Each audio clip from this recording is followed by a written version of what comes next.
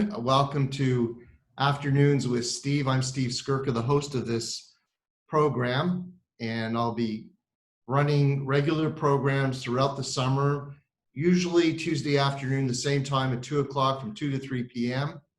And we have a list of dynamic guest speakers, programs, so I hope you'll follow along as we go through this summer. I hope you'll find it enlightening, interesting, fun, and really worthwhile.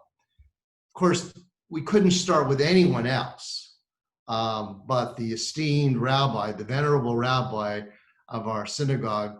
Rabbi, I think we should change the term acharon chaviv, the last is dearest, to rishon chaviv, the first is dearest. Thank you. It certainly is true. And I'm so happy and pleased that you're going to be the first guest today. So welcome to Afternoons with Steve. Pleasure to join you.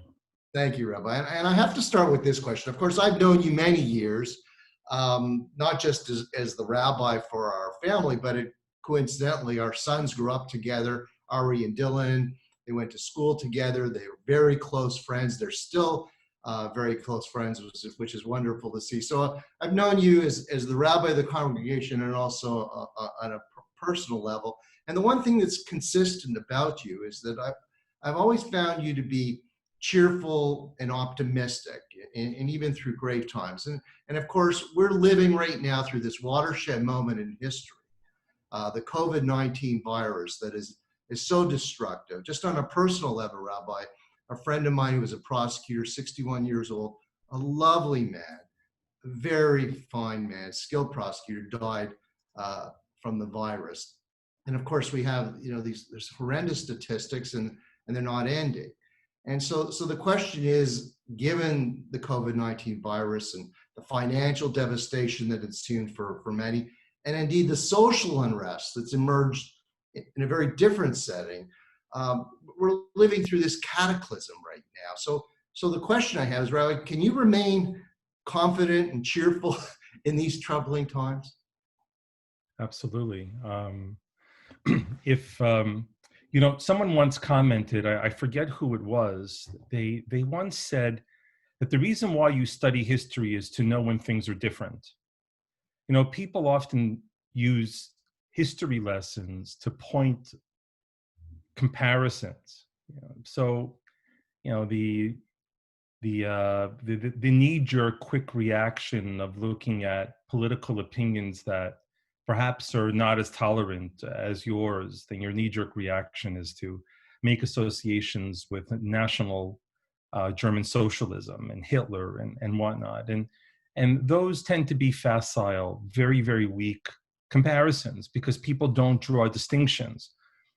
But in your question, I think that history provides some profound comparisons for us. I was reading a wonderful book on one of, in fact, the seminal books on pandemics, and the author made a point of telling that in 1958 there was a terrible influenza pandemic. It was called the Asian flu, and 158,000 people in the United States died alone. We don't hear much about it. I probably don't have to tell many people who are listening that in the late 40s and early 50s, that the pandemic of polio was a seasonal terror that gripped communities throughout the United States and Canada. People feared for their children. And if one of the, Ken Burns did a wonderful documentary on polio, and he interviews people who not only suffered from polio themselves, but people who were neighbors of people who had children who had fallen to polio. And if one person contracted polio because they didn't know where it came from, literally people would avoid the house. And the people in the house would be afraid to leave because they were basically being mitigated and marginalized by everybody else, which is to say that this is not the first time that this has happened. As one of my fellow countrymen, Billy Joel, once famously sang, we didn't start the fire, the world's been turning for as long as it's been burning. And this is a common theme in human history. of tragedy and setback and difficulty and the natural catastrophe and also man-made catastrophe. And the one thing that is certain to emerge from this is us. We will emerge from this. And there will be things that we will get right. There will be things that we did wrong. But one of the most abiding human abilities is the capability of not just learning, but of overcoming. I was involved, Rabbi, as a lawyer in the defense in an internet hate crime case, a landmark case called Warman Lemire.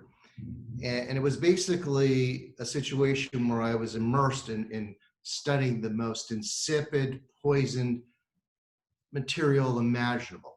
And because I had to in order to properly act on this case. And one of the notable features that emerged for me, which is so relevant in today's times, is that whenever I would see evidence of anti-Semitism, I would invariably see evidence of racism in every feature, including anti-Black racism. They were married together each and every time. So in the context of where we stand presently, how can we as a community and as a synagogue support anti-racism goals? Is it separate from us, or is it part of our fight too? I have said many times, both privately and publicly, that the concerns of a minority is a concern of all minorities. That any minority that is assaulted and insulted must be an assault and insult in all the minorities, because the rights and securities and freedoms of a minority are only as strong as the weakest minority to be assaulted. So when well, in the past I don't do it so much anymore, but when I would go to mosques and Islamic community centers and churches, and I would be invited to speak, I would always say to them that there's no me and you, there's no us and them. I go, we have a shared fate. And if history has shown us anything, and that is, as you pointed out, Stephen, that in the mind of the racist, there's just a big pot that everything to hate is thrown into. They may differentiate the different things in the pot of hate that they're boiling, but in the end, it's all a target. So I try to spread that message a lot. Okay. So that raises the point of going to mosque, Rabbi, raises a memory for me. I happen to be given the privilege by you of moderating an interfaith panel. We had an imam, a priest, and of course you were the rabbi. And at the time it was quite a radical departure in the city of Toronto. Why do you think interfaith involvement, panels and visiting mosques and discussing with different clergies from different faiths, why is that important? Why is that important for a rabbi at Beth Shalom? Because fundamentally, I don't believe that great change is affected by politicians. I think politicians make changes when there's a societal change to embrace it. But I believe that faith communities, which are the largest depositories of social capital known in the world, that faith communities have a unique ability to bring people to places that they could not imagine. And for that reason, and I understand that Canada is a burgeoning secular society, and at times an anti-theist society. But all that having been said, the long story of human history shows us that religion is far more powerful than secularism. So let's just go back to the beginning, Rabbi, your roots. And you grew up in Long Island, New York, and I know you're a New York Islander fan. You made that abundantly clear. But one day the Leafs will win the Stanley Cup. I hope it's in my lifetime. So did you, as a young boy, did you envisage a career as a rabbi, or is it something that came to you later as in high school or in university? When did you first realize you wanted to join the rabbinate? There's two versions of this story. So the version that my mother tells is when I was 6 years old and going to shul in Yom Kippur. It was time for me to go home. The service was still ongoing, and she was pulling me out. And I turned around and pointed to the rabbi in the beam and said, I want to be a rabbi. But then again, probably on my way home, I pointed to the police officer and to the fireman and to who knows who else. I wanted to be like them too. I think, truthfully, it probably emerged somewhat in high school, but I never took it seriously. I mean, I pursued my religious studies for certain, but I didn't know that I would be drawn to communal life. I knew that I would do something in Jewish life. I didn't know synagogue life would be the destination that I was going to arrive at. So to answer your question, I ended up getting an ordination for two reasons. One, my father refused to let me not get one after all the studying I had done. And the other thing was that if I wanted to embark on a career in the Jewish world, having a rabbinical ordination in the Jewish world is like having an MBA. Jewish organizations love hiring rabbis because it has an air of authority to it. So I thought that that would do me well too. And I know part of your studies occurred in Israel. Is that where you were ordained? Was it in the state of Israel? It was. I went to Israel for my university studies at the age of 18. I attended Bar Ilan University, which is one of Israel's largest, just outside of Tel Aviv. I had also done my pre-rabbinic studies there. And I ultimately ended up staying in Israel for close to 8 years. And you've been a rabbi now for how many years? Oh boy. Ordained or working as a rabbi? Well, we'll do both, or ordained and then in a congregation. Ordained, I'm closing in on 30 years. Okay. So let me ask you this. I'm going to give you a more difficult question. A young man or a young woman says, Rabbi, I want to speak to you for a moment. You bring them into your office. You have no idea what they want to talk to you about. Said, I need your advice. I'm thinking about what career to pursue, what profession to pursue. And, I'm thinking of becoming a rabbi in a synagogue. So what advice would you give that person? First of all, I would ask them what kind of synagogue. There's all different kinds. Right. I would ask them if they like people. I would ask them if they like to speak and to teach. I think those are critical skills. This past fall, which feels like an eternity ago because of the pandemic, right. But this past fall, I had the wonderful fortune to spend a mini sabbatical in Berlin. And I was teaching in a rabbinical seminary there. And I had the opportunity to have 8 wonderful rabbinic students. And over the course of the study, one of the things on our classes, we would spend an hour on each day talking about practical rabbinics. And we touched on all those things. How do you see people? What's your measure of empathy? How do you reach out to people? Do you like talking? When you walk into a room with a lot of people, what's your initial reaction? All of these, these are Rorschach moments for people to judge what kind of congregation they want. Obviously, the larger the congregation, the more of those kinds of large group interactions you're going to have. And you're going to need to be able to find the ability to message to a large group of people.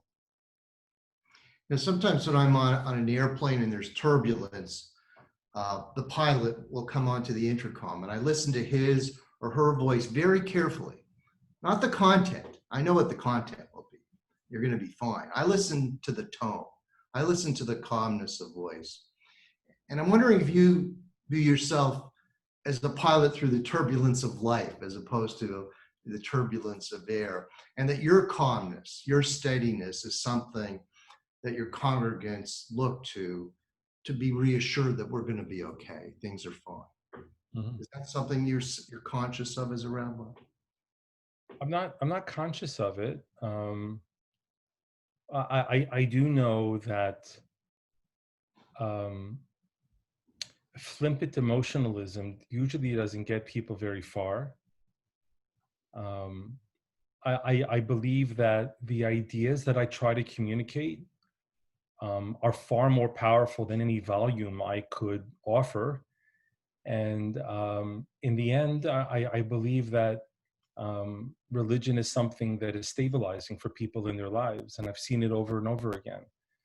People who may judge themselves being distant from organized religion, that there are moments in their life where they clamor for the stability and the aged wisdom that religion provides. And if I had an opportunity to write down and record every time after a funeral, subsequently someone would call me up and say, I've been distant from religion, but the interaction with the funeral and whatnot has made me want to learn a little bit more about religion and be closer to it.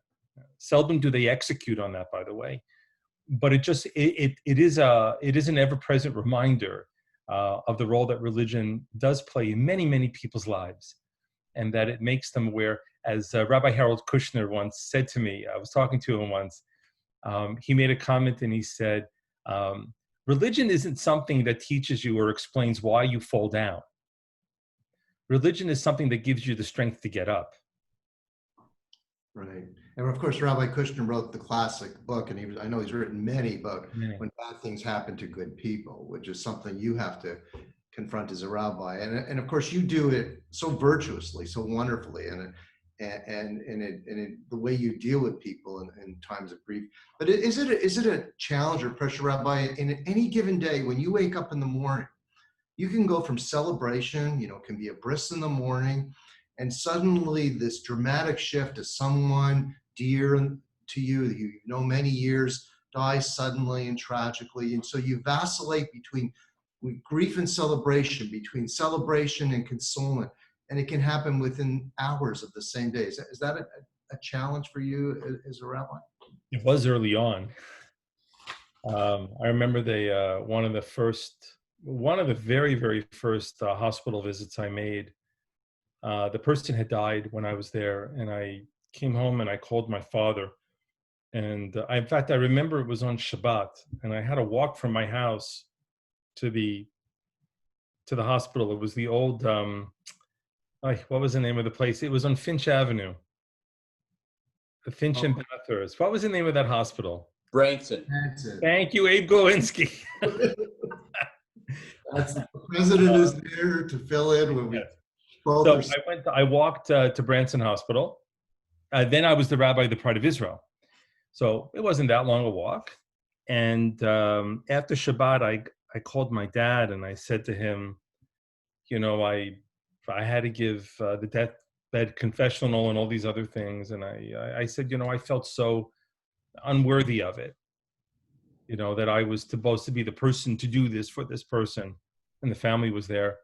And my father said to me, well, you're right. You are unworthy of it. But he said, that's not the point.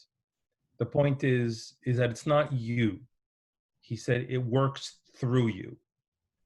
The fact that you were there enabled for it to happen, and it is not you. And I'm a big believer in that. I'm a big believer in that there's something much larger that channels through us. And my job and my task, not a job, but my task is to prepare myself for a lot of that to happen, and to try to create the moments for other people to let that happen to them, and then get out of the way. Right. Yeah. Stop talking and let it happen. Yeah. Rabbi, do you remember your first trip to Israel as a young boy or teenager? Is that something that stands out in your mind? Sure does. It's not like today, where people picked up and flew to Israel, very casually. My first trip to Israel, I was 14 years old. And lots of people of my contemporaries had never been to Israel.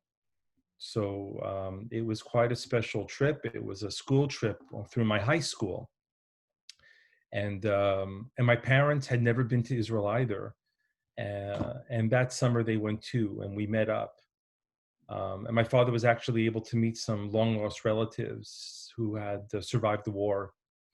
And we saw them over a Shabbat and whatnot. So I definitely remember it. And It was very deep inside of me, as Israel is. And the connection of Israel to our synagogue is very important. It's organic. It's integral. There's an Israeli flag in the sanctuary. It is important, isn't it? Still, Very important. The existence and the strength of the state of Israel for the members of our community is a very important part of their Jewish identity. People will often say, when they talk about the things they do as Jews, so they'll say, I observe the holidays. I've been to Israel. I had a bar mitzvah. Like all of those are high watermarks, emotional marks for people. And Israel is a very powerful symbol of their Jewish identity, and rightly so, because I believe that the Jewish communities and the religious movements that disavow or distance themselves from Israel, they do so at their own peril, and peril it shall be. yeah. So here's a fun question for you, Rabbi. Put aside Jerusalem. Give me your favorite city other than Jerusalem that you like to visit, and your favorite site outside Jerusalem. Oh, it's Tel Aviv. I lived in Tel Aviv for 6 years. I'm a Tel Avivi, she'in kamohu. Like that's it. I'm Tel Aviv, and for me, so the best place in Tel Aviv is obviously the boardwalk.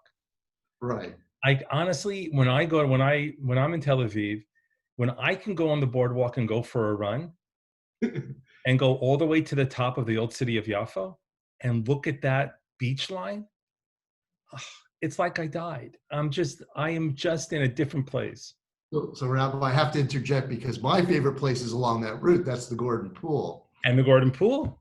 Which is open, and it's the only pool in the world, to my knowledge, that they drain every single night at 9 o'clock. Every morning when you wake up, it's fresh water in that pool. So a little bit different, but close. Okay. No, but it's I'll say to you,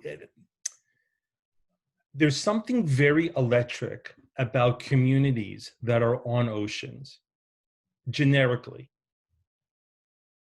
ocean-based cities have an energy and they have an atmosphere to them that's very unique. And I think in some respects, it's because of the access to the ocean is access to the world. I think on the other hand, on a more chemical level, salt water is very, it's very percolating for human beings. All of us can probably imagine when we draw close to an ocean and you get the whiff of the sea salt before you even see the water necessarily, there's something inside of you. And John Kennedy had an address in 1961 at the America Cup it's the award they give for this yachting competition. Right. And he had a beautiful comment where he said that when you go to the sea, that we go back to from where we came from, because the exact percentage of salt in the sea matches the percentage of salt in our bodies. And I think that there's something very special about being by salt water. And Tel Aviv has that incredible brew of the old and the new, of being so Israel, but also so Jewish in so many ways. And that the synthesis of what Israel is, how so much of it came from Tel Aviv, I'm always touched by it. Rabbi, one of the guests that I'm going to have on the program this summer is Max Eisen, who wrote this wonderful book, an award-winning book called By Chance Alone. And of course, it's a Holocaust memoir. And you mentioned your trip to Germany, and you spent extensive time there. And so my question is, for those of us who haven't been to Germany, is it difficult? Is it challenging to walk the streets of the city of Berlin, where it was decades ago, not centuries ago, decades ago, where the plot to murder our people was formulated, and so many millions of people did perish? I think I think the hardest part of going is going. I think being in Germany in the beginning is a battle between your heart and your mind. Your mind tells you that the people in Germany who live there now are not guilty. They did nothing wrong. Your heart tells you, but this is where it happened. But my grandmother, who was German, my father too, for that matter, they left in 1936. My grandmother always said to me, she said, Aaron, she says, you're not a Jew. She says, you're an Israeli. In other words, I think that we can go anywhere in the world and carry ourselves with a strength that few other Jewish generations have ever had, and not be afraid, and be able to look things straight on for what they are and for what they aren't.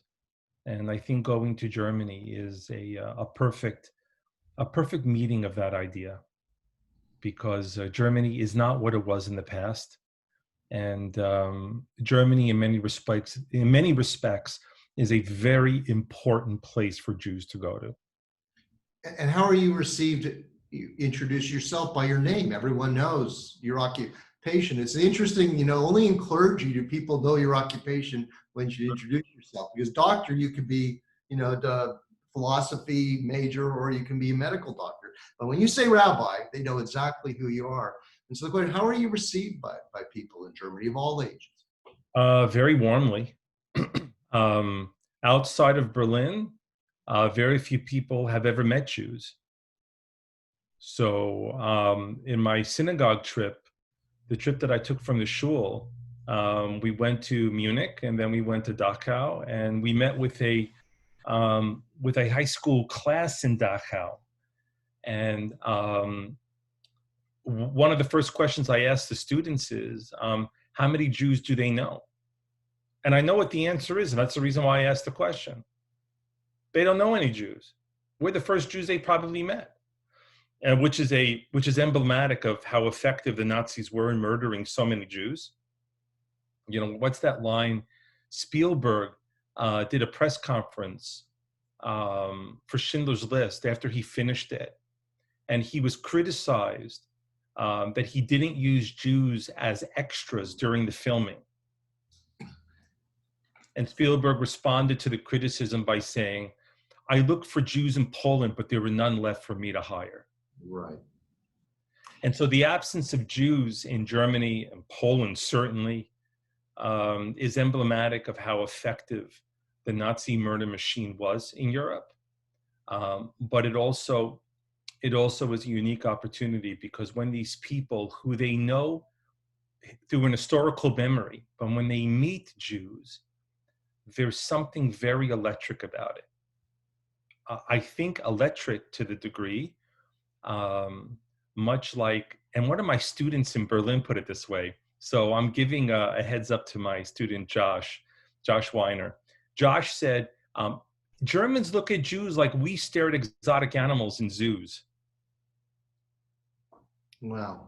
With amazement and awe, and something is near extinction and you want to care for it. There's something really strange about how people see Jews there. So Rabbi, we have a number of very impressive programs at Beth Shalom Synagogue, but I want to focus on two of them. One of them is the program for the homeless, and the other is Peace of Mind for a traumatized soldier from the state of Israel. What would you say to someone who asked you, well, Rabbi Aaron, what in the world does that have to do with Beth Shalom Synagogue? What's the connection to the synagogue? What would your answer be? I would say that nothing could be more connected to the synagogue. Caring for people, both local or from Israel, that's what we're here for. If you can ease the suffering of another human being, there's no greater calling in life. And these programs are really, really important, because they are the manifestation of the things we believe. It's one thing to say things. It is another thing entirely to do them. And our congregation respects what we do more than what we say. So Rabbi, when you work to prepare your sermons for the holidays or for Shabbat, where do you draw your inspiration from? Do you look to current events? Do you look to scholarly works? Is it a combination of both? Where do you start? Um, Usually a combination of both, but one of the things I constantly encounter is it's almost like a lazy Susan approach to it. And that is, there's a surfeit of ideas that are always bubbling because there's no shortage of ideas. But honestly, a very important part of public communication and being a rabbi is reading and staying informed and educating yourself consistently and studying consistently. Um, the ideas are there. You have to be inspired by them. So nothing turns me quite like a good idea. I love them. And when you find a good idea, you know that feeling. It's like, wow, I never thought of that, or I didn't see it that way. And to communicate that to people and to see the look on their face when you start with an idea that they think they know, and then you just pop it the other way. That's what I aim for. Why do you like to start many of your sermons with a light moment, a joke? What's the importance of that? It opens people up. It's funny. Even in the Talmud, they mention it. It's the expression Talmudically is a milta b'dichuta, right? You start with something light and funny. They talk about teachers opening their classes with a light thing, and that is you want to open people up, and humor relaxes people. And we all know this, right? I mean, we've seen people countless times go up to speak, and we actually want them to say something funny to kind of break the tension a little bit, and then they could roll into their idea. It's part of the combination of it, I think. Rabbi, this would be a question that would be far more pertinent in the United States, but it is, I think, relevant in Canada. And we have a community that's divided in many respects, and particularly in politics. In America, it's almost tribal in nature. You know, the division between Democrats and Republicans is so sharply defined. But you have a congregation invariably with so many families, close to 1,000, where you're going to have people with sharply different opinions, and some of them are embedded and some of them are usually important on a whole host of issues. And you have to then speak to the entire congregation. And so my question is, does that concern you when you compose your sermon, that you're going to say something that may trouble or may offend someone, or is it something you just say, look, that's just part of my professional responsibility, and I'm just going to go ahead and say what I think? So where do you find yourself? First of all, I try to avoid direct politics, particularly. But by the same token, I think you can comment on the political environment of things. So I don't endorse politicians. I would never do that. But on the other hand, I think that you can not deal with the micro, but look at the macro of the world we live in. And you can make assessments. And I understand. I mean, this past high holidays, I made I spoke about indecency in society and how the lack of decency is a terrible sign, that the erosion of common decency, of how we relate to each other and talk to each other, that kind of erosion, it gives an air of permissibility to things that we don't want to give permissibility to. That when we see our politicians are not constrained, it breaks down restraint in other people too. And I got some emails, and I pointed out the behavior of Donald Trump, amongst other politicians, as emblematic of the environment we're living in. And some people criticized me. They said he was a great friend to the state of Israel and to Jews and whatnot. And I said that might very well be the case, but I said that still doesn't prove my point wrong. And my point wasn't about Donald Trump. It was about the environment that he's in.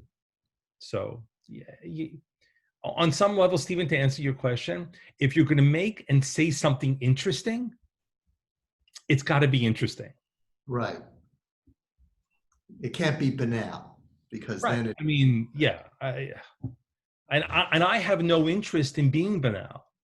Like, I don't want to stand up there and bore myself. So I'll right. be thinking of something to say, and I'll say, I wouldn't even want to hear that. Why would someone else want to hear it? Next, go to the next idea. Yeah. Well, I tell you, my measure of a rabbi's speeches, could I have heard the same speech in 1970, 1980, 1990, 2000? If I can answer yes to that, then I know that it was a banal speech, and that never happens with you, Rabbi Aaron. So let me ask you about something that flows from these questions, and that's the use of social media. And just as the starting point for this, I am reasonably involved in social media through my own work and personally. And so I'm Facebook, Instagram, Twitter. And I find it very interesting that a number of rabbis are very active. Yeah. For example, there's a Chabad rabbi who gives regular lessons, and Rabbi Volpe, who is a distinguished rabbi, was a guest of our synagogue. I know you have enormous respect for Rabbi David Volpe from Los Angeles. He's regularly on Twitter. I'll give you a recent tweet of his, as an example. When Bernie Madoff was trying to get early release from prison. And he went on Twitter, Rabbi Volpe, and I'm paraphrasing, of course, and basically said, never let him out. The damage that he did to people's lives, to charities, to institutions, to vulnerable people. He should not be released. And that was essentially the tweet of a rabbi of a major congregation. So my question to you is really twofold. Do you see a utility as a rabbi for social media, and as an adjunct to that question, is it something that you yourself would entertain to use? So I've spoken with David Wolpe about this, and I think his activity on social media is a product of two things. One, it's him; it's very genuine. But the other thing is that where he is a rabbi, and his choice of destination to be a rabbi in Los Angeles, which is a cultural, media, and financial capital center of the world, requires him, if he wants to maintain a public presence, requires him to maintain that presence. In other words, when you're in a place like Los Angeles, it asks and actually demands that you present yourself in a certain way, the likes of which you wouldn't find in Toronto. So I think also where you are shapes the kind of rabbinate that you have. Okay. And of course, the problem with the internet is you can't erase it. Once it's there, it's there. Yeah. It's there forever, and that's one of the dangers of the internet.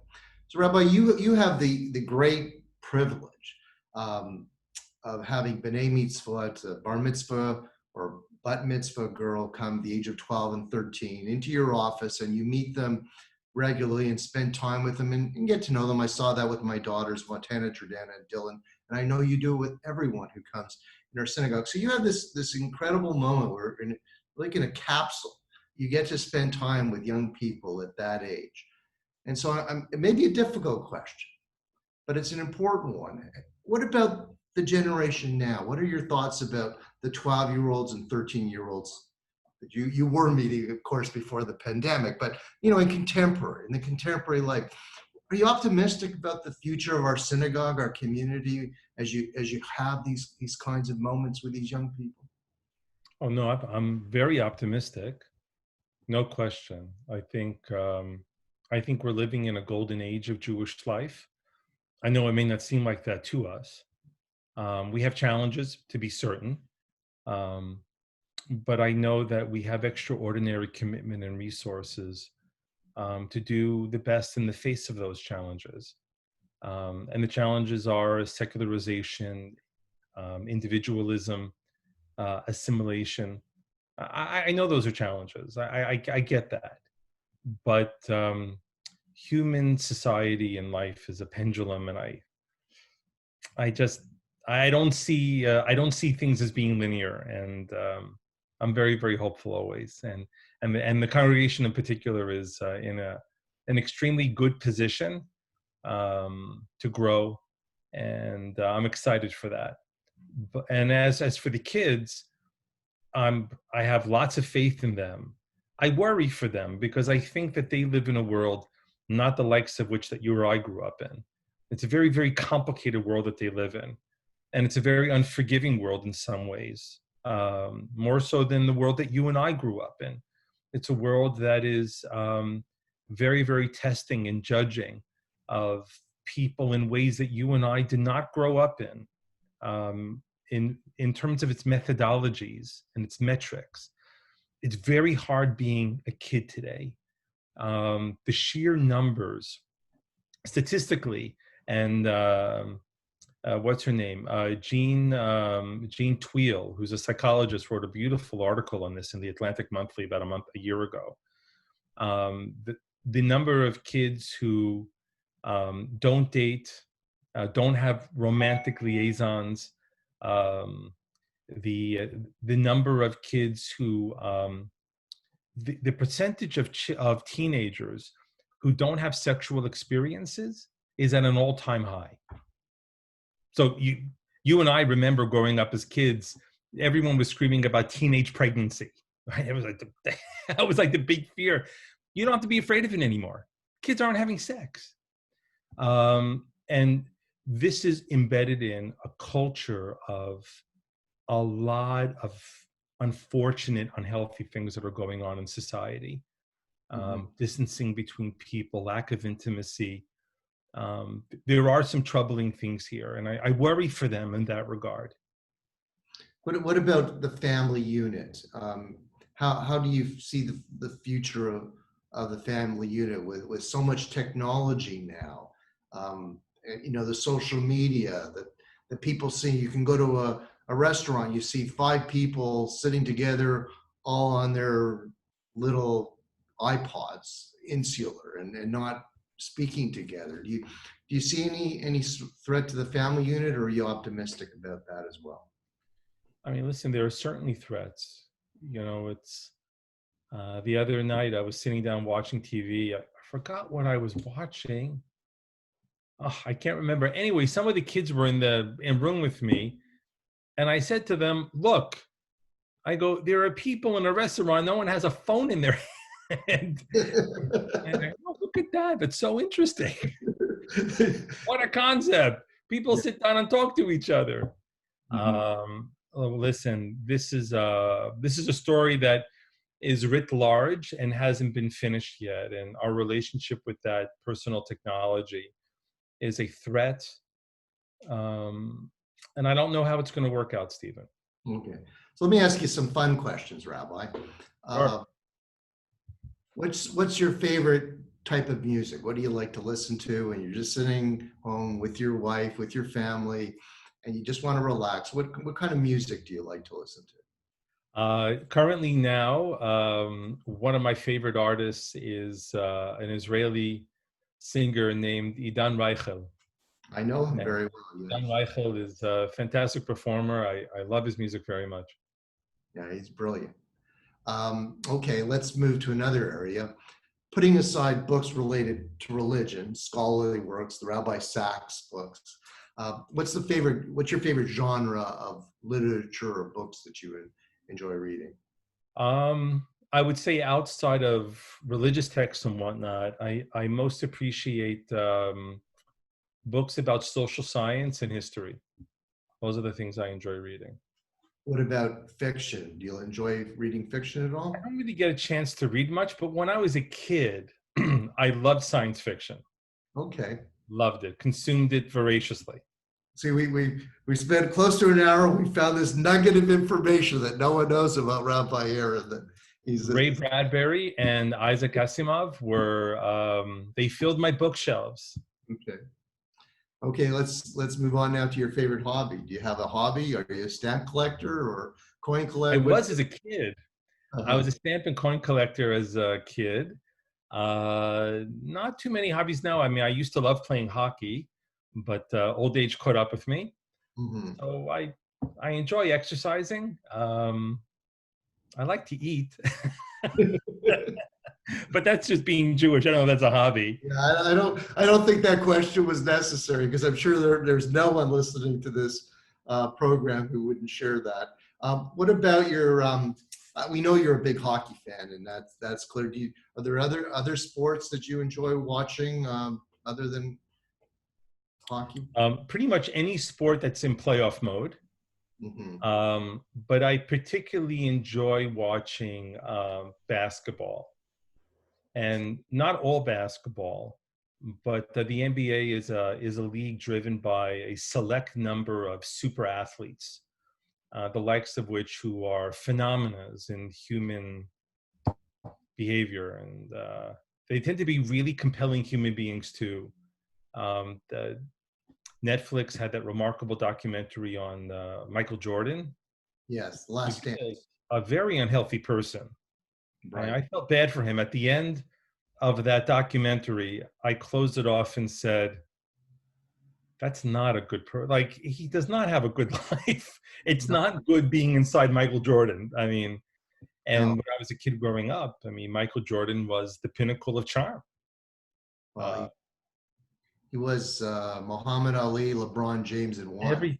everything. He was Teflon. I mean, and he's a troubled person. You could see it. But someone like LeBron James is a fascinating human being. Yeah. Physical One of the specimen, sure, but intelligent. I listen to him talk, and there's some computer power going on there. It's quite interesting. It's compelling. What do you think? I'm not asking you, if you think Colin Kaepernick should play or not. That's not the point of this question. But what about athletes speaking out on social justice issues? Because that's one of the differences from the time of Michael Jordan. His famous quote was, "Republicans buy sneakers too." But that's not the way it is now, is it? We've moved dramatically from that. You think it's a good thing that people in Right. sports speak out about social justice issues, and it's not just rabbis and priests and community leaders who are doing that. Of course.